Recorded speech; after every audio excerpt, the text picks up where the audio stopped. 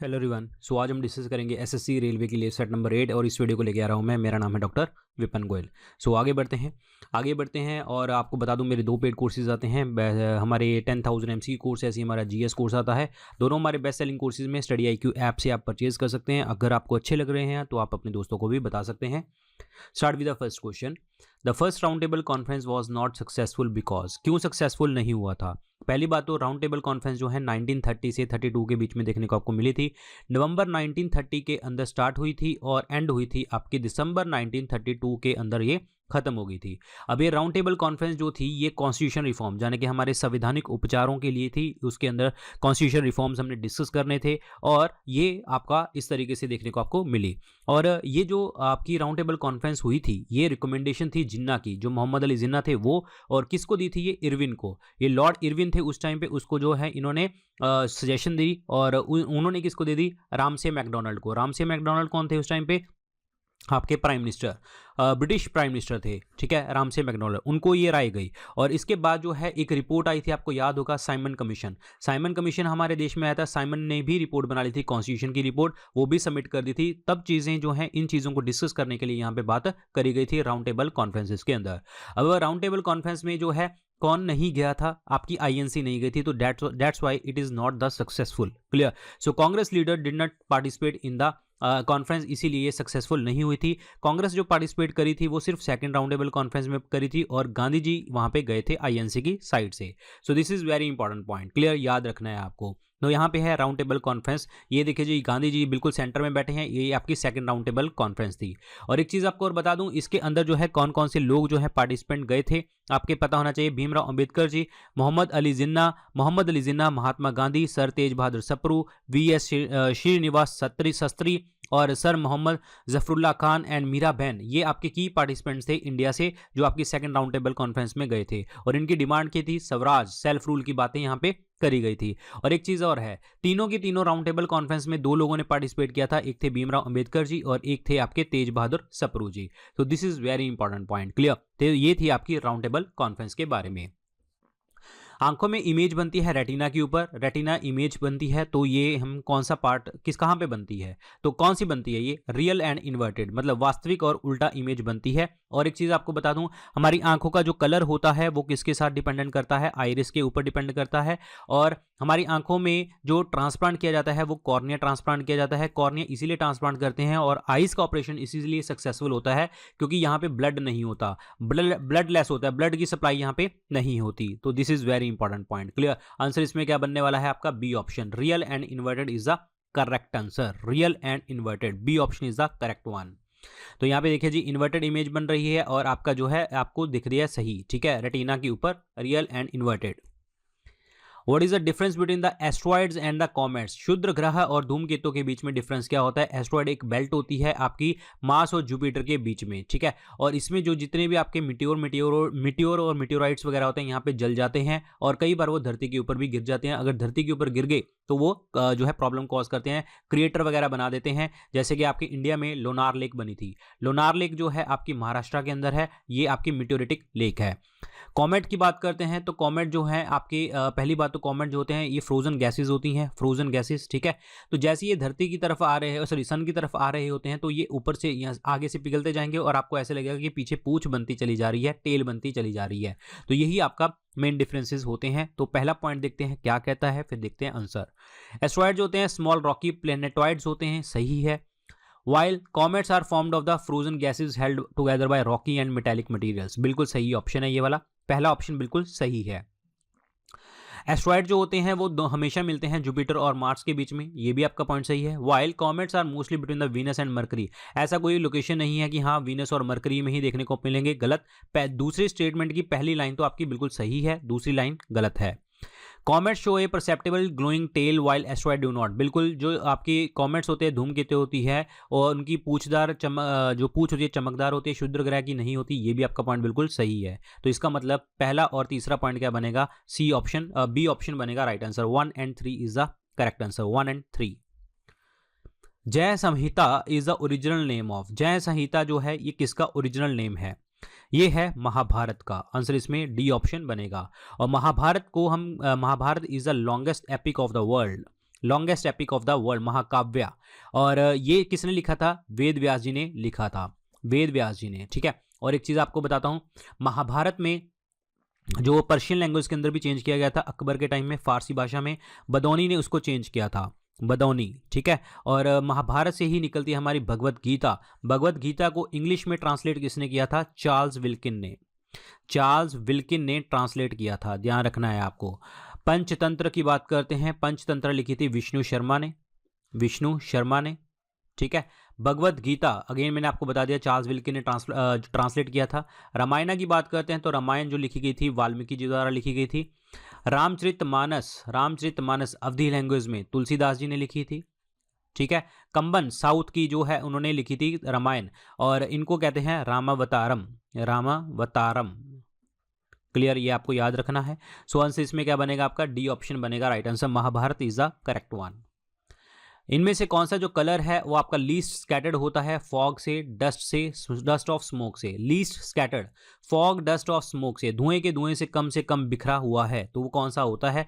वो red colour होता है। क्यों रेड कलर होता है वो भी आपको दिखा देते हैं। तो यहाँ पे देखिए, जैसे हम लाइट डालते हैं प्रिज्म के अंदर तो आपकी लाइट्स ऐसे जो है अलग अलग हो जाती है, विवग्योर का फिनोमिना यहाँ पे बन जाता है। विवग्योर में जो मैक्सिमम डेविएशन होती है, टेढ़ा हो जाता है, वो वायलेट कलर मैक्सिमम डेविएट कर जाता है, और लीस्ट डेविएशन किसकी होती है? रेड कलर की होती है। रेड कलर के अंदर जो है मैक्सिमम वेवलेंथ होती है, वेवलेंथ मैक्सिमम होती है, लेकिन इसकी जो फ्रिक्वेंसी होती है, फ्रिक्वेंसी वो क्या होती है आपकी? फ्रिक्वेंसी क्या हो जाती है? कम, ठीक है। आवर्ती जिसे हम क्या कहते हैं? लेस होती है। सो इसीलिए रेड कलर जो है डेंजरस साइन में यूज़ करते हैं, क्योंकि उसकी वेवलेंथ ज़्यादा होती है, फ्रिक्वेंसी कम होती है। रिफ्रैक्टिव इंडेक्स भी देखने को आपको मिलता है यहाँ पे, जिसके कारण ये प्रॉपर फिनोमिना देखने को मिलता है। तो इसका मतलब क्या हो गया कि लीस्ट स्कैटर्ड कौन सी होगी आपकी? रेड कलर की लाइट लीस्ट स्कैटर्ड होगी।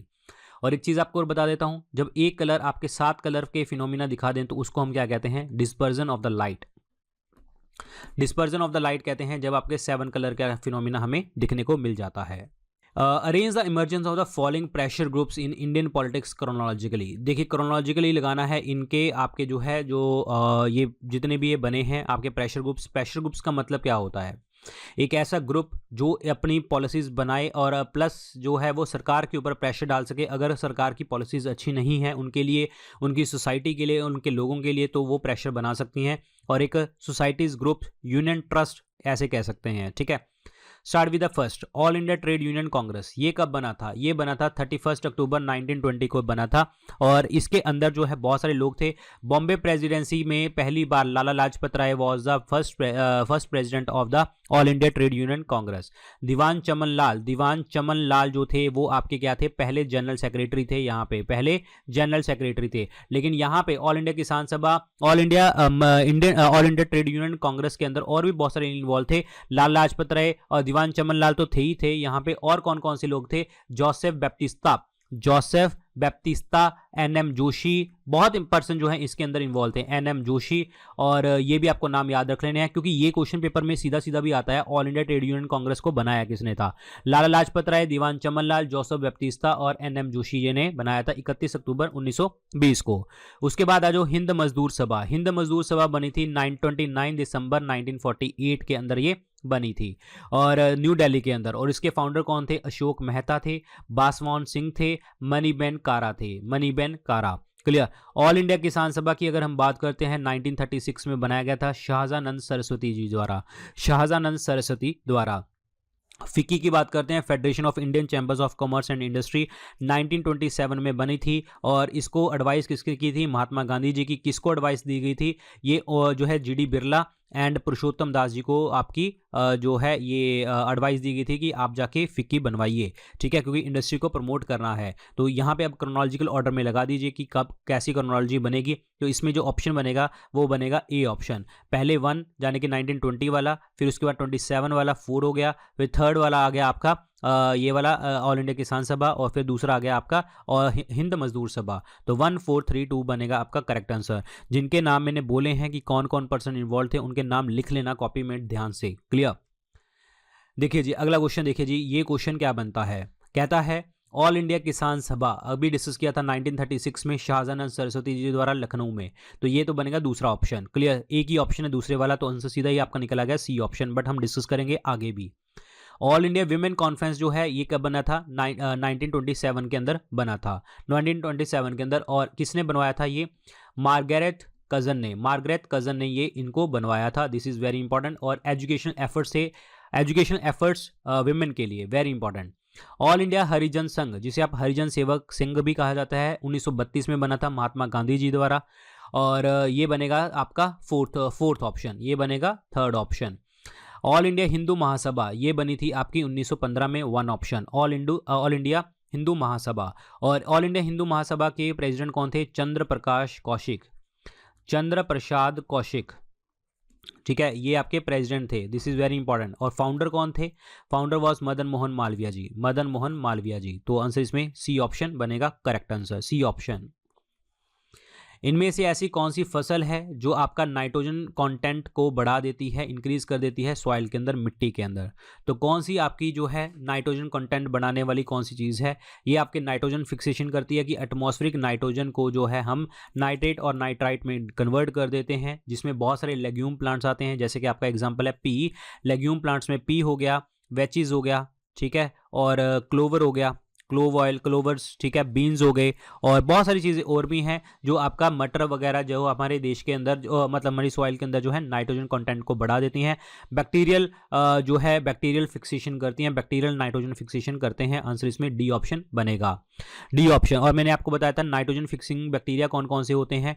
नाइट्रोसोमोनास होता है, मैंने पहले क्लासेस में भी आपको बताया है। नाइट्रोकोकस होता है, नाइट्रोबैक्टर। तो दीज आर द बैक्टीरिया जो आपके नाइट्रोजन फिक्सेशन करते हैं। लेकिन क्या होता है, एक होता है डीनाइट्रीफाइंग बैक्टीरिया। डीनाइट्रीफाइंग बैक्टीरिया होते हैं जो आपकी एटमॉस्फेरिक जो नाइट्रेट और नाइट्राइट बने हैं उसको दोबारा से हम नाइट्रोजन में कन्वर्ट कर दें। और वो कौन से होते हैं? जैसे थायोबैसिलस वगैरह, ठीक है, थायोबैसिलस वगैरह होते हैं, सीडोमोनास होते हैं, सीडोमोनास। तो these are very important part, clear, याद रखना है। आंसर इसमें डी ऑप्शन बनेगा, pea plant is the correct one. तो ये आपका प्रॉपर तरीके से प्रोसेस है। देखिए जी, नाइट्रोजन का प्रोसेस है, ये आपका चलता है लेग्यूम प्लांट्स वगैरह, पी, और लीचिंग का प्रोसेस होता है, लीचिंग लॉस, ठीक है। तो ये आपका प्रॉपर तरीके से नाइट्रोजन साइकिल है। मैंने कहीं और भी आपको बहुत डिटेल में डिस्कस किया है, तो पढ़ लेना, ठीक है। देख लीजिए, अगला क्वेश्चन देखते हैं। लार्जेस्ट प्रोड्यूसर बताइए जी कॉफ़ी का हमारे देश के अंदर कौन सा है लार्जेस्ट कॉफ़ी प्रोड्यूसर? तो वो है आपका कर्नाटक। कर्नाटक के बाद होती है केरल के अंदर, कर्नाटक के बाद होती है केरल के अंदर, याद रखना है आपको, क्लियर। कर्नाटक और केरल और देन तमिलनाडु, थर्ड नंबर पे तमिलनाडु होता है। और कर्नाटक केरल के अंदर एक शार होती है, बारिश होती है, जिसे हम क्या कहते हैं? कॉफ़ी शार, जो आपकी कॉफ़ी की खेती के लिए बड़ी इंपॉर्टेंट होती है। और एक होता है कॉफ़ी बोर्ड ऑफ इंडिया, हमारे देश में कॉफ़ी बोर्ड कहाँ पे है? अगेन बेंगलुरु के अंदर है, coffee board is in the Bengaluru, clear, याद रखना है। और ब्राज़ील की अगर मैं बात करूँ तो Brazil is the largest producer. Largest producer कौन सा है आपका? Largest producer of the coffee in the world, that is Brazil. Very important point, clear. और कॉफ़ी प्रोडक्शन के लिए आपको कितना टेम्परेचर की ज़रूरत होती है? 15 से 28 डिग्री टेम्परेचर की ज़रूरत होती है आपको, ठीक है। और 30 डिग्री से ऊपर नहीं होना चाहिए। अगर ये टेम्परेचर हो गया तो आपकी कॉफ़ी अच्छी नहीं होगी। Snowfall is not very important, snowfall नहीं होनी चाहिए, ठीक है। हाई टेम्परेचर वाली कंडीशन नहीं होनी चाहिए, रेनफॉल वाली कंडीशन नहीं होनी चाहिए यहाँ पे, क्लियर। और यहाँ पे आपको ड्राई वेदर चाहिए होगा, ड्राई वेदर, जब कॉफ़ी पकने वाली होती है, ड्राई वेदर, सूखा मौसम चाहिए होगा, क्लियर। 150 से 250 सेंटीमीटर की बारिश जो है आपकी बड़ी इंपॉर्टेंट होती है कॉफ़ी कल्टीवेशन के लिए। और ये आपकी सारी चीज़ें देखने को आपको मिलती हैं, क्लियर। आंसर इसमें क्या बनेगा? सी ऑप्शन बनेगा राइट आंसर। तो ये है आपका जो coffee production, that is in the Karnataka, Kerala and Tamil Nadu. Kerala के अंदर तो आपकी और भी है, स्पाइस सिटी कहते हैं, स्पाइस सिटी। और नेचुरल रबड़ भी देखने को मिलती है, नेचुरल रबर। और नेचुरल रबर वर्ल्ड वाइड कहाँ पे देखने को मिलती है? नेचुरल रबर वर्ल्ड वाइड देखने को मिलती है थाईलैंड में, ठीक है, याद रखिए। ये पॉइंट्स वही हैं जो हमने डिस्कस किए हैं, जो ऑलरेडी मैंने आपको बताया था। ये वाली सॉइल आपको चाहिए, लोमी सॉइल, जो आप जिसमें पानी जो है इजीली नीचे जा सके, ठीक है। बारिश वाली कंडीशन, ड्राई वेदर, आपको ऑलरेडी बता चुका हूं मैं। The optical phenomena twinkling of star is due to, देखिए ट्विंकलिंग ऑफ स्टार जो होती है रिफ्रैक्शन होती है। रिफ्रैक्शन का मतलब होता है बेंडिंग ऑफ लाइट, तो this is called the atmospheric refraction. Answer इसमें सी ऑप्शन बनेगा right answer, C option is the correct answer. और इसके अलावा भी मैं आपको बता देता हूं, जैसे कि आप पूल के अंदर पानी के अंदर जो है आप एक सिक्का डाल दो, एक सिक्का डाल दो, ठीक है। जहाँ आप ऐसे करो, लाइक फॉर एग्जांपल गिलास ले लो, गिलास के अंदर सिक्का डाल दो, गिलास आपको सिक्का आपको यहाँ नहीं दिखेगा, यहाँ दिखने लगेगा, तो ये भी क्या है, रिफ्रैक्शन है।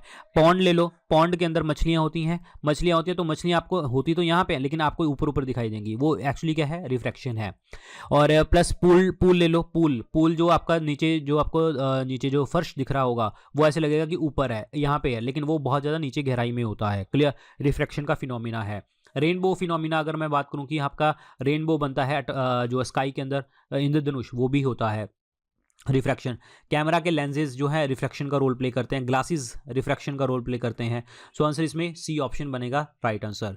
टोटल इंटरनल रिफ्लेक्शन कहीं पे भी आ जाता है, वहां पे शाइनिंग प्रॉपर्टी आती है, जैसे कि बबल शाइन करते हैं, ठीक है, बबल शाइन करते हैं। और आपका जो है मिराज का जो आपका टोटल डायमंड चमकता है, टोटल इंटरनल रिफ्लेक्शन। रेनबो, इंद्रधनुष चमकता है, अगेन आपका जो है that is total internal reflection देखने को आपको मिलती है, ठीक है। तो ये टोटल रिफ्लेक्शन लिखा हुआ है, मैंने टोटल इंटरनल रिफ्लेक्शन के बारे में बताया, ध्यान रखना। तो आंसर इसमें सी ऑप्शन बनेगा correct answer, C option. Hindustan socialist republican army जो है किसने ऑर्गेनाइज करवाई थी? हिंदुस्तान सोशलिस्ट रिपब्लिकन आर्मी, ये 1928 के अंदर स्टार्ट करी गई थी बाय द चंद्रशेखर आज़ाद जी, भगत सिंह जी और सुखदेव द्वारा और जोगेश चंद्र चटर्जी द्वारा स्थापित करी गई थी 1928 के अंदर। क्लियर, हिंदुस्तान रिपब्लिकन जो है socialist republican army 1928 Feroz Shah Kotla के अंदर स्थापित करी गई थी दिल्ली में, फिरोज शाह कोटला दिल्ली के अंदर, ठीक है, ये करी गई थी। और आंसर क्या बनेगा इसमें? सी ऑप्शन बनेगा राइट आंसर, चंद्रशेखर आज़ाद। और ये 1928 में स्थापित करी गई थी हिंदुस्तान सोशलिस्ट रिपब्लिकन आर्मी 1928। इससे पहले जो आर्मी का नाम था डेट इज HRA था, हिंदुस्तान रिपब्लिकन आर्मी था, और ये स्थापित करी गई थी 1925 में, 1925 के अंदर। क्लियर, याद रखिए 1925 के अंदर ये 1924 के अंदर 1924 के अंदर स्थापित करी गई थी हिंदुस्तान रिपब्लिकन आर्मी, जिसमें आपके बहुत सारे लोग थे, डेट इज राम प्रसाद बिस्मिल थे, ठीक है, अशफाक उल्ला खान थे, और राजेंद्र लहरी थे, और रोशन सिंह थे, चंद्रशेखर आज़ाद थे, वो HRA के मेंबर थे। वीर सावरकर की बात करते हैं तो first war of Indian independence इन्होंने पुस्तक लिखी है। सेलुलर जेल, काले पानी की सजा के लिए गए थे ये। राम मनोहर लोहिया जो है कांग्रेस सोशलिस्ट पार्टी से भी बिलोंग करते हैं। सुभाष चंद्र बोस जी की ऑटोबायोग्राफी है इंडियन स्ट्रगल नाम की, जय हिंद का नारा दिया था, तुम मुझे खून दो मैं तुम्हें आज़ादी दूंगा बोला था। और इन्होंने 1938 हरिपुरा सेशन, 1939 त्रिपुरी सेशन दोनों जीते थे INC के। त्रिपुरी सेशन में गांधी जी के नॉमिनी, गांधी जी जिसको सपोर्ट कर रहे थे, पत्ताभी सीतारमैया को हराया था। 39 में गांधी जी के साथ डिफरेंसेस ज़्यादा बढ़ने लग गए, तो फिर सुभाष चंद्र बोस जी ने 39 का सेशन जीत के रिजाइन कर दिया। जब रिजाइन कर दिया तो 39 में एक टेम्परेरी प्रेसिडेंट बैठाए गए थे, वो थे डॉक्टर राजेंद्र प्रसाद। और 39 में ही इन्होंने फॉरवर्ड ब्लॉक कमेटी जो है इन्होंने स्थापित कर ली थी। बाद में INA सिंगापुर में जाके जो है ज्वाइन किया था इन्होंने, ठीक है। आंसर इसमें सी ऑप्शन बनेगा राइट आंसर, सुभाष चंद्र जो है Chandrashekhar Azad is the correct answer, Chandrashekhar Azad. ये काकोरी ट्रेन में भी इनका बड़ा हाथ था जी 1925 के अंदर। क्लियर, और सॉन्डर्स को मारने में भी बड़ा हाथ था, तो ये ध्यान रखना, बड़ी इंपॉर्टेंट क्वेश्चन है। दुश्मन की गोलियों का हम सामना करेंगे, आज़ाद ही हैं, आज़ाद ही रहेंगे, तो this is the Chandrashekhar Azad. Insulin किसने डिस्कवर किया था? इंसुलिन जो निकलता है वो पहले तो आता कहाँ से? पैंक्रियाज, पैंक्रिया से आता है, अग्नाशय से आता है। पैंक्रियाज जो है आपकी मिक्स्ड ग्लैंड है, क्लियर, मिक्स्ड ग्लैंड है। और पैंक्रियाज में एक पार्ट है स्लेट ऑफ लैंगरहंस की द्वीपीय का, ठीक है। लैंगरहंस के बीटा सेल्स होते हैं जो आपका इंसुलिन डिस्कवर जो है निकालते हैं, और इंसुलिन क्या करता है? ग्लूकोज टू ग्लाइकोजन में कन्वर्ट कर देता है, ब्लड ग्लूकोज टू ग्लाइकोजन में कन्वर्ट कर देता है। और ये डिस्कवर किसने किया था? ये डिस्कवर किया था बेंटिंग ने। आंसर इसमें ए ऑप्शन बनेगा। और ग्लूकोज क्या होती है? Instant source of energy. Glycogen जो होती है आपकी reserve form of energy. Energy currency of the cell अगर पूछा तो आपका ATP मॉलिक्यूल बनेगा, एडेनोसिन ट्राइफॉस्फेट। ये बनते कहाँ पे हैं? माइटोकॉन्ड्रिया में। That's why mitochondria is called power house of the cell कहा जाता है। ध्यान रखना है सारी चीजें, ठीक है। Answer is A option. Edward zener की बात करते हैं तो इन्होंने स्मॉल पॉक्स के लिए आपकी मेडिसिन ढूंढी थी, इसीलिए इसको फादर ऑफ इम्यूनोलॉजी कहा जाता है। पहली मेडिसिन इन्होंने ढूंढी थी और वर्ल्ड से पहली बीमारी खत्म हुई थी स्मॉल पॉक्स। रोनाल्ड रॉस की अगर हम बात करते हैं तो ये आपका रोनाल्ड रॉस वो पर्सन है जिन्होंने बोला था सलाइवरी ग्लैंड जो है मॉस्किटो के अंदर वो ही आपके पैरासाइट वगैरह जो है कंट्रोल करती है। जो सलाइवरी ग्लैंड है आपके मॉस्किटो के अंदर वहाँ पे पैरासाइट वगैरह देखने को मिलते हैं। S.A. वेक्समैन, इन्होंने क्या ढूंढा था? आपके स्टेप्टोमाइसिन, ठीक है। ये आपकी एंटीबायोटिक है, इन्होंने ये ढूंढी थी, स्ट्रेप्टोमाइसिन। आंसर इसमें ए ऑप्शन बनेगा, Banting is the correct answer, Banting. तो ये देखिए जी, आपका डायबिटीज के लिए ये चीज डिस्कवर करी गई थी। सोलर इक्लिप्स कब लगता है, सूर्य ग्रहण कब लगता है, तो दिखाते हैं सूर्य ग्रहण कब लगता है। तो ये लगता है सूर्य ग्रहण जब सन, मून और अर्थ एक लाइन में आ जाए, लेकिन मून बीच में आना चाहिए, और इस मून को हम क्या कहते हैं, न्यू मून का फेस कहा जाता है, न्यू मून का फेस इसको कहा जाता है, न्यू मून कहते हैं इसको, क्लियर। और इसमें क्या होता है कि जो अर्थ की शेडो, अर्थ के ऊपर जो शेडो पड़ रही है ये वाली, ठीक है, ये सेंटर में जो डार्क पार्ट है, डार्क पार्ट जो आपका क्रिएट होता है यहाँ पे, इसको क्या कहते हैं हम, अंबरा कहा जाता है। जो डार्क पार्ट होता है उसे हम क्या कहते हैं, अंबरा। लेकिन वहां यहाँ पे साइड पे पार्शियल आपका जो है शेडो पड़ती है, मतलब ज्यादा ब्लैक ब्लैक नहीं पड़ता, पार्शियल शेडो पड़ती है, उसे हम क्या कहते हैं, पनम्बरा। तो बस एक याद रखना, अगर जो डार्क वाला होगा, जो ज्यादा डार्क वाला होगा उसे क्या कहेंगे हम, अंबरा, ठीक है। और पार्शियल वाला जो होगा, पार्शियल शेडो वाला होगा, पी फॉर पार्शियल शेडो और पी फॉर पेनम्बरा, ऐसे भी आप याद कर सकते हैं। तो this is very important, clear. और जब पेनम्बरा होता है, पेनम्बरा मतलब पार्शियल शेडो पड़ती है, तो आपका partial solar Eclipse, penumbra, partial solar Eclipse और आपका पार्शियल शेडो।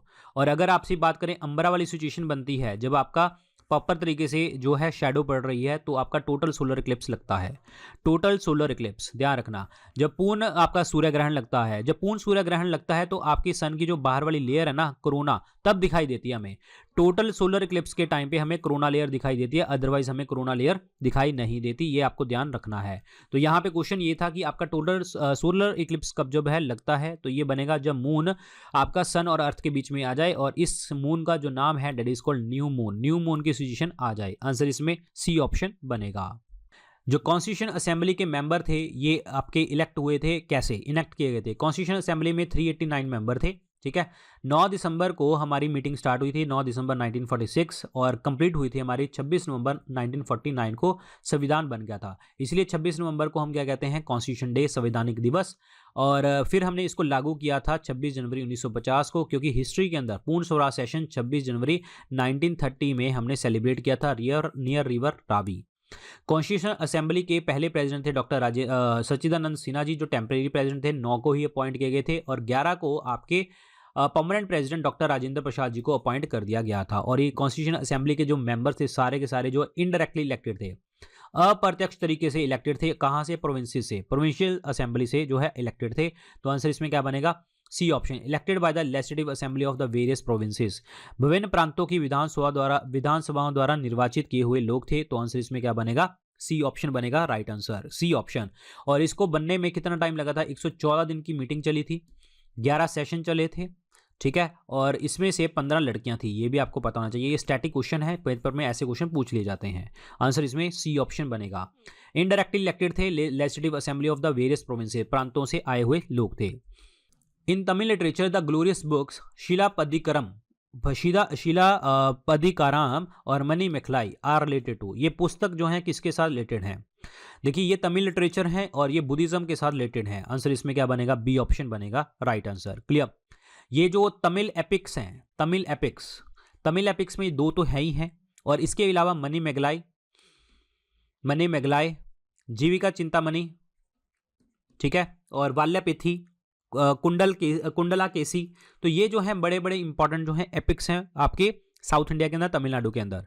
और जो ये जो बुक्स हैं, शिलापदिकरम, मनी मेखलाई, जो एक पर्सन है तमिल के अंदर, इलांगो आदिगाल, ठीक है, इलांगो आदिगाल, ये जो पर्सन है, ये इन्होंने पुस्तकें लिखी है, Manimekalai, Silappatikaram. This is very important point, clear.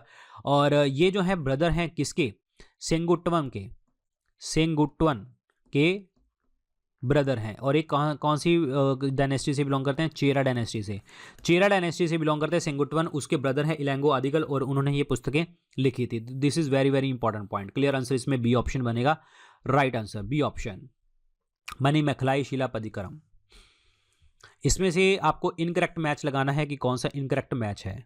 Testosterone की बात करते हैं, लेडिक सेल से, बिल्कुल जी, टेस्टोस्टेरोन लेडिक सेल से निकलता है, और ये एक एंड्रोजन हार्मोन है, मेल हार्मोन है, जो स्टिमुलेट करता है, मेल कैरेक्टरिस्टिक्स स्टिमुलेट करता है ये। प्रोजेस्टेरोन कॉर्पस ल्यूटियम से निकलता है, ये भी आपका पॉइंट सही है जी। प्रोजेस्टेरोन जो है प्रेगनेंसी को मेंटेन करने में आपको हेल्प करता है, खासकर ऑब्वियसली बात है फीमेल के अंदर, ठीक है। रिलैक्सिन हार्मोन प्लेसेंटा से निकलता है, ये भी आपका पॉइंट सही है जी। जो आपका जब बच्चा जन्म लेता है तो मदर से जो है एक आपका हार्मोन निकलता है रिलैक्सिन, जो मदर की जो लिगामेंट है पेल्विस के उसको वाइड करता है और उसको सॉफ्ट करता है प्रेपरेशन बर्थ के टाइम पे। ऑक्सीटोसिन की बात करते हैं, पैंक्रिया से निकलता है, नहीं, ऑक्सीटोसिन जो है आपका हाइपोथैलेमस से निकलता है, हाइपोथैलेमस से निकलता है और ये ट्रांसपोर्ट होता है पिट्यूटरी ग्लैंड से, जो हमारी मास्टर ग्लैंड है पीयूष ग्रंथि से निकलता है। और ऑक्सीटोसिन का जो रोल है फीमेल रिप्रोडक्टिव सिस्टम के अंदर है, सेक्सुअल एक्टिविटी जो है बच्चों में, सेक्सुअल एक्टिविटी चाइल्ड बर्थ के टाइम पे ये आपको देखने को आपको मिलती है यहाँ पे, और ब्रेस्ट फीडिंग में। पैंक्रियास जो आपके बॉडी के अंदर मिक्स ग्लैंड है, मिश्रित ग्रंथि है, जिसमें 3 हार्मोन ग्लूकागॉन, इंसुलिन और आपका सोमेटोस्टेटिन जो है निकलता है। तो ये ऑलरेडी हम बहुत बार डिस्कस कर चुके हैं हमारे नॉर्मल क्लासेस के अंदर। तो आंसर इसमें क्या बनेगा आपका, क्या बनेगा आंसर इसका, करेक्ट आंसर क्या बनेगा, डी ऑप्शन बनेगा। यही आपका इनकरेक्ट स्टेटमेंट है, बाकी सारे सही पॉइंट हैं। हु रोट इंडिका, इंडिका पुस्तक किसने लिखी थी, इंडिया के बारे में लिखा गया था और ये लिखा था किसने, मेगास्थनीज ने।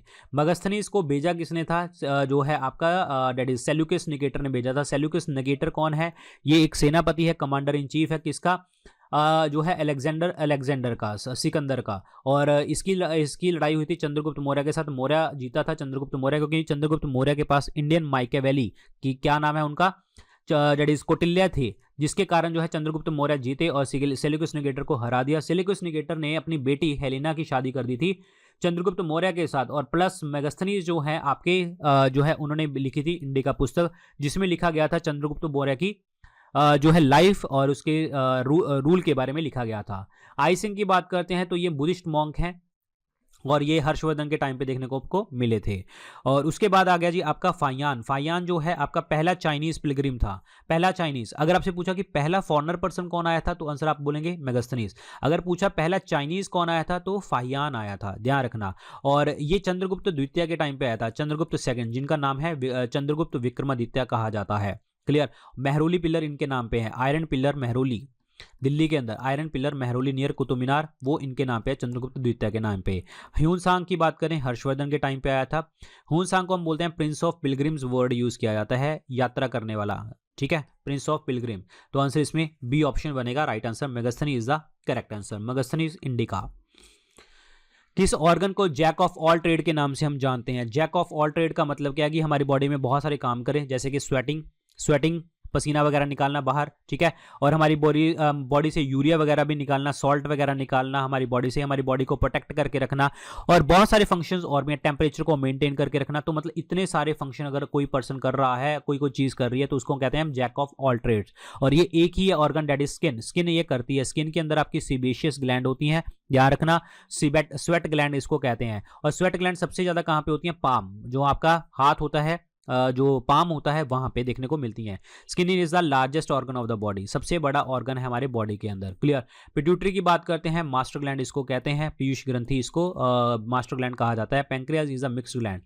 किडनी का एक सेल होता है जिसे हम क्या कहते हैं, nephrons. Nephron is a structural और फंक्शनल यूनिट ऑफ किडनी, जहां पे आपका ब्लड प्लाज्मा प्यूरिफाई होता है, और इसको प्रोसेस को हम क्या कहते हैं, अल्ट्रा फिल्ट्रेशन कहा जाता है, प्राण स्पंदन हम कहते हैं। क्लियर, याद रखिए। सो आंसर इसमें क्या बनेगा, D option, skin is the correct answer, skin. तो ये देखने को आपको मिलते हैं ऐसी सारी चीजें, ठीक है। चलिए, बृहदेश्वर टेम्पल जो है ये कहाँ पे सिचुएटेड है, बृहदेश्वर टेम्पल। बृहदेश्वर टेम्पल को हम राजराजेश्वर टेम्पल भी कहते हैं, राजराजेश्वर टेम्पल भी हम कहते हैं, और ये कहाँ पे है, तंजौर के अंदर है। आंसर इसमें डी ऑप्शन बनेगा, तमिलनाडु के अंदर है, और ये जो है भगवान शिव को समर्पित है, भगवान शिव को। क्लियर, याद रखना। और ये बनवाया किसने था, राजा चोला वन ने बनवाया था, राजा चोला वन ने बनवाया था, वेरी इंपॉर्टेंट। क्लियर। और ये ग्रेट लिविंग चोला टेम्पल में से एक टेम्पल है, ग्रेट लिविंग चोला टेम्पल, जो आपके जो यूनेस्को की वर्ल्ड हेरिटेज साइट के अंदर है, उनमें से जो है नाम आपका बृहदेश्वर टेम्पल का भी आता है। आंसर इसमें डी ऑप्शन बनेगा, राइट आंसर। क्लियर। और राज चोला वन ने बनाया था, और इनका बेटा है राजेंद्र वन, जिनको आप क्या कहते हैं, गंगाई कोंडा, गंगा तक गंगा तक जो है रूल इनका चला गया था, और प्लस पूरी की पूरी श्रीलंका को कैप्चर कर लिया था। सिलोन को कैप्चर करने वाला पर्सन राजेंद्र वन था। और एक चीज़ आपको याद करवाता हूँ, ये लिखा मैंने राज राजेश्वर टेम्पल और बृहदेश्वर टेम्पल। एक टेम्पल और पूछा जाता है राज सिद्धेश्वर टेम्पल। ये देखिए राज राजेश्वर है और ये बृहदेश्वर है। यहाँ पे मैं लिख रहा हूँ राज सिद्धेश्वर टेम्पल, और ये कहाँ पे है? राज सिद्धेश्वर टेम्पल कांची के अंदर है। और कांची के अंदर किसने बनवाया था? नरसिम्हा वर्मन द्वितीय ने बनाया था, जो पल्लव वंश का राजा है। पल्लव वंश के राजा नरसिम्हा वर्मन द्वितीय ने, सेकंड ने बनवाया था। द्वितीय मतलब सेकंड, क्लियर? पल्लव वंश का राजा था। और तो आंसर इसमें क्या बनेगा आपका? डी ऑप्शन बनेगा करेक्ट आंसर। मदुरई, मदुरई लिखा हुआ है यहाँ पे। मदुरई को हम क्या कहते हैं? सिटी ऑफ फेस्टिवल कहा जाता है, ठीक है, त्योहारों का शहर कहा जाता है। और मदुरई वही जगह है जहाँ पे महात्मा गांधी जी ने जो है हाफ नेकेड हुए थे, यानी कि उसके बाद उन्होंने धोती पहनी थी, सिर्फ शर्ट नहीं पहनी थी उसके बाद। आंसर इसमें डी ऑप्शन बनेगा तंजौर। ये है जी आपका टेम्पल। ग्रीन रेवोल्यूशन जो आया था एग्रीकल्चर में, उसने इंडियन फार्मर्स को किसके ऊपर डिपेंडेंट बना दिया? ग्रीन रेवोल्यूशन टर्म 1966-67 में देखने को आपको मिली थी। टर्म किसने दी थी? आपकी विलियम गैड ने दी थी। और गॉड, विलियम गैड गॉड कहते हैं। और who is the father? Norman Borlaug.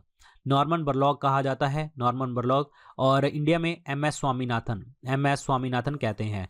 Actually इसका जो फर्क पड़ा था ग्रीन रेवोल्यूशन का, वो गेहूं और राइस के ऊपर पड़ा था। राइस के ऊपर सबसे पॉजिटिव इफेक्ट देखने को मिला था और गेहूं पे दूसरे नंबर पे इफेक्ट देखने को मिला था। एक्चुअली रीजन क्या था? HYV, high yielding variety seeds use किए गए थे, अधिक उपजाऊता वाले बीज यूज किए गए थे। जो राइस के लिए आए थे वो फिलीपींस से आए थे, और वीट के लिए जो आए थे वो मैक्सिको से आए थे। और इसी ने डिपेंडेंट बना दिया ग्रीन रेवोल्यूशन से, किसानों को आपके फर्टिलाइजर और पेस्टिसाइड के ऊपर डिपेंडेंट बना दिया। तो ये देखने को आपको मिला। आंसर इसमें बी ऑप्शन बनेगा right answer. B option, machine fertiliser and pesticides. Persian festival Navroz जो है किसने आपका स्टार्ट किया था? नवरोज फेस्टिवल किसने स्टार्ट किया था? ये स्टार्ट किया था बलबन ने। आंसर इसमें क्या बनेगा? डी ऑप्शन बनेगा राइट आंसर। बलबन ने स्टार्ट किया था, क्लियर। और इसने बताया था डिवाइन राइट ऑफ किंग्स, मतलब किंग्स के पास अपने राइट्स हैं, वो कुछ भी कर सकता है, क्लियर। और ये इन्होंने बताया था। और बलबन ने उलेमास को बोला था, उलेमास जो आपके रिलीजियस इंस्ट्रक्शन देते हैं मुस्लिम्स के अंदर, उलेमास को बोला था कि आप धर्म में ही रहिए, धर्म के काम में इंटरफेयर कीजिए, आपको एडमिनिस्ट्रेशन में इंटरफेयर नहीं करना। बलबन जो है चालीसा ग्रुप का मेंबर था, जो इल्तुतमिश ने स्टार्ट किया था। और जैसे ही बलबन किंग बना तो चालीसा ग्रुप को ख़त्म किया इसने। बलबन जो है इसने सिजदा सिस्टम और पैबोस सिस्टम स्टार्ट किया। सिजदा क्या था? जैसे ही आप मेरे दरबार में आएंगे तो सलाम करते आएंगे। पैबोस, जैसे ही आएंगे तो पहले मेरे पैरों को आके चूमेंगे, कि क्योंकि ये अपने आप को जो है नियाबत खुदाई जिसे हम कहते हैं जो है डेट इज़ ज़िले इलाही का टाइटल जो है इन्होंने अपने आप को लिया, कि मैं भगवान का शैडो हूँ, भगवान का शैडो हूँ। इस तरीके से इन्होंने वर्ड यूज़ किए थे यहाँ पे। ब्लड एंड आयरन पॉलिसी भी यूज़ करी थी बलबन ने। फिरोज शाह तुगलक, फिरोज शाह तुगलक जो है तुगलक वंश में है। फतूहत ए फिरोज शाही नाम की ऑटोबायोग्राफी इन्होंने लिखी है।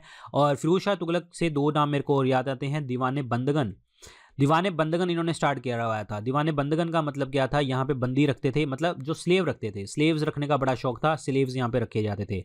दीवाने खैरात इन्होंने स्टार्ट किया था। दीवाने खैरात का मतलब क्या था? कि यहाँ से पैसा निकाल के गरीब लड़कियों की शादियां करवाते थे Feroz Shah Tughlaq. Iltutmish the real founder of Delhi Sultanate, क्योंकि रियल फाउंडर इसलिए बोलते हैं क्योंकि दिल्ली कैपिटल इन्होंने बनवाई थी। लेकिन स्टार्ट किसने किया था दिल्ली सल्तनत? कुतुबुद्दीन ऐबक ने, जो ममलूक वंश का राजा था, ठीक है। और इल्तुतमिश ने आगे इसको बढ़ाया था।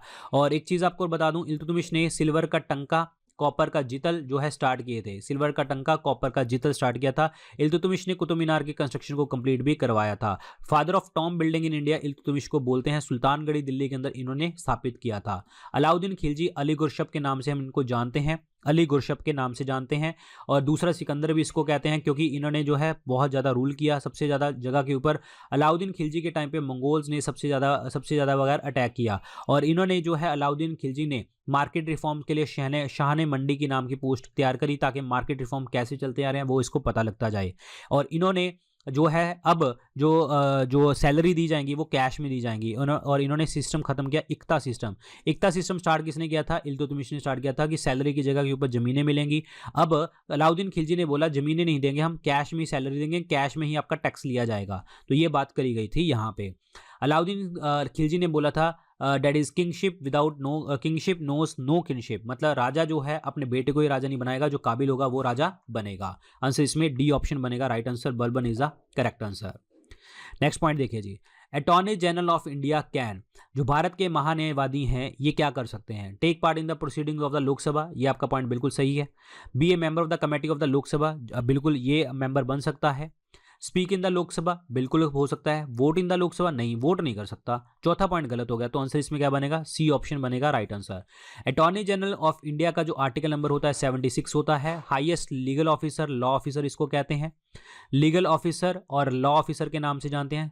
जो सुप्रीम कोर्ट के बनने की जजेस की रिक्वायरमेंट होती है वही अटॉर्नी जनरल की बनने की रिक्वायरमेंट होती है, और जिसमें आपका 5 साल हाई कोर्ट के जज का एक्सपीरियंस और 10 साल आपको एडवोकेट का एक्सपीरियंस और सिटीजन ऑफ इंडिया होने चाहिए। अटॉर्नी जनरल ऑफ इंडिया जो है भारत को बचाएगा, भारत की जो रनिंग गवर्नमेंट है उसको बचाता है सिविल केसेस के अंदर, ध्यान रखिए, और क्रिमिनल केसेस के अंदर नहीं बचाता। और ये जो है फुल टाइम मेंबर नहीं है, होल टाइम मेंबर नहीं है गवर्नमेंट ऑफ इंडिया का, और ये प्राइवेट प्रैक्टिस भी कर सकता है, लेकिन वो प्राइवेट प्रैक्टिस में जो केस होगा वो गवर्नमेंट ऑफ इंडिया के अगेंस्ट नहीं होना चाहिए, ध्यान रखना। आंसर इसमें सी ऑप्शन बनेगा राइट आंसर, ये सही है। हमारे फाउंडिंग फादर्स जो हमारा कॉन्स्टिट्यूशन जिन्होंने बनाया है उनके दिमाग में क्या चीज़ चलता था? क्योंकि उन्होंने बोला था कि a key to open the minds of the framers of the constitution, मतलब हमारे जितने भी लोग हैं उनका दिमाग खोलने वाला एक ही चीज़ थी, डेट इज़ प्रेम्बल।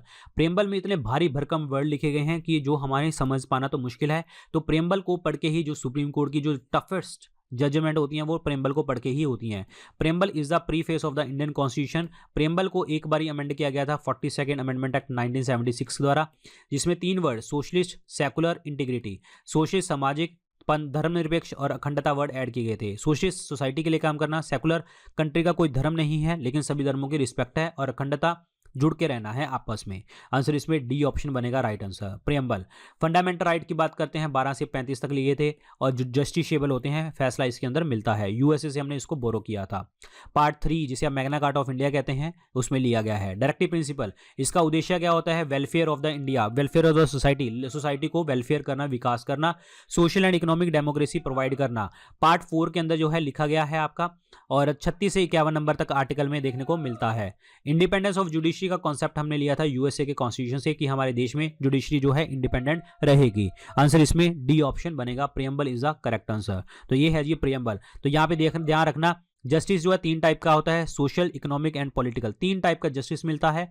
लिबर्टी 5 तरह की, thought, expression, belief, brief, faith and worship 5 तरह की। इक्वालिटी जो है status and opportunity and to promote among them all, इस तरीके से 2 तरह की ये मिलती है। फ्रेटर्निटी जो है आपकी dignity of the individual, unity and integrity को बना के रखना, इस तरीके से सारी चीज़ें आपको देखने को मिलती हैं हमारे संविधान के अंदर। ये देखिए सोशलिस्ट, सेकुलर और उसके बाद इंटीग्रिटी वर्ड जो है हमने ऐड किए थे हमारे 42nd अमेंडमेंट के दौरान। So this is the preface of the Indian constitution. इनमें से खरीफ फसलें कौन सी हैं? खरीफ फसलें इनमें से कौन सी होती हैं? देखिए खरीफ फसलें जो होती हैं मानसून के टाइम पे उगाई जाती हैं, मानसून क्योंकि बारिश वगैरह के ऊपर डिपेंडेंट रहती हैं। और इसमें देखते हैं कौन कौन सी फसलें जो हैं आपकी खरीफ की हैं। कॉटन बिल्कुल है, ग्राउंडनट बिल्कुल है, राइस बिल्कुल है, वीट नहीं है। वीट कौन सी है आपकी? रबी फसल है। रबी फसलों के लिए आपको मैंने एक शॉर्टकट बताया था, BMW LPG वर्ड याद करवाया था, ये है आपका रबी फसल, दैट इज कॉल्ड आपका barley, mustard, wheat, linseed, pea, gram. दोबारा रिपीट कर रहा हूँ, बार्ले जौ, मस्टर्ड सरसों, वीट गेहूं, लिंसीड अलसी, पी आपका मटर, जी ग्राम चना। तो ये आपको देखने को मिलते हैं, क्लियर। और इसके अलावा जो आपकी जो खरीफ फसलें होती हैं मैंने आपको बताया था, इसमें याद करना है ओबामा वर्ड याद करो पहले तो, ओबामा, ठीक है। Small capital small capital small ऐसे, फिर कैपिटल में आगे लगा दो जे, जोबामाज, जोबामाज, रामू, जो ओबामा का नौकर है रामू, वो है चला गया, ठीक है, चला गया। तो देखिए जी क्या है, ज्वार, बाजरा, मेज, शुगरकेन, राइस, अरहर, मूंग, उड़द, जो आपकी ये क्या है पल्सिस दालें हैं। सी मतलब कॉटन, जी मतलब ग्राउंडनट। तो ये आपको देखने को मिलती हैं खरीफ फसलें। तो इसलिए आंसर इसमें क्या बनेगा आपका 1 2 3 is the correct answer, C option बनेगा करेक्ट आंसर। और कितनी क्रॉप्स के ऊपर जो है एमएसपी अनाउंस करी जाती है? टोटल जो है आपकी कितनी क्रॉप्स के ऊपर? 23 क्रॉप्स के ऊपर जो है एमएसपी अनाउंस करी जाती है। This is very important point. Answer इसमें सी ऑप्शन बनेगा करेक्ट आंसर, सी ऑप्शन। किसके बर्थडे के ऊपर हम नेशनल फार्मर्स डे सेलिब्रेट करते हैं? आपका 23 दिसंबर को, 23 दिसंबर को नेशनल फार्मर्स डे ये हम मनाते हैं। जो मनाया जाता है किसकी एनिवर्सरी के ऊपर? ये मनाते हैं हम चौधरी चरण सिंह जी की बर्थ एनिवर्सरी के ऊपर। चौधरी चरण सिंह ऐसे प्राइम मिनिस्टर हैं जिन्होंने कभी पार्लियामेंट को फेस नहीं किया। 23 दिसंबर को ये दिन सेलिब्रेट किया जाता है, नेशनल फार्मर्स डे सेलिब्रेट किया जाता है। 5वें प्राइम मिनिस्टर थे हमारे देश के। MS Swaminathan, the father of green revolution in India. Verghese Kurien, white revolution, श्वेत क्रांति आई थी जो आपकी मिल्क के लिए थी। ऑपरेशन फ्लड, उसके लिए सारे वर्गीज क्यूरिन। वीवी गिरी 4th प्रेसिडेंट थे हमारे इंडिया के और इंडिपेंडेंट कैंडिडेट इलेक्ट किए गए थे। अकेले इंडिपेंडेंट कैंडिडेट इलेक्ट हुए थे, 69 से 74 में इलेक्ट किए गए थे। आंसर इसमें ए ऑप्शन बनेगा, Chaudhary Charan Singh is the correct answer, Chaudhary Charan Singh. Clear, A option is the right one. So guys ये थे आज के लेक्चर के अंदर क्वेश्चन। बाकी अपडेट्स और भी मिलेंगे आपको, जो भी अपडेट्स होते हैं लेक्चर वो आपको टेलीग्राम चैनल के ऊपर पता लगता है। यहाँ पे आप जुड़े रहिए मेरे साथ डॉक्टर विपिन गोयल के नाम से। बाकी इंस्टाग्राम और बाकी सोशल मीडिया के ऊपर आप मुझे फॉलो कर सकते हैं। Thank you so much, good luck, take care, bye bye.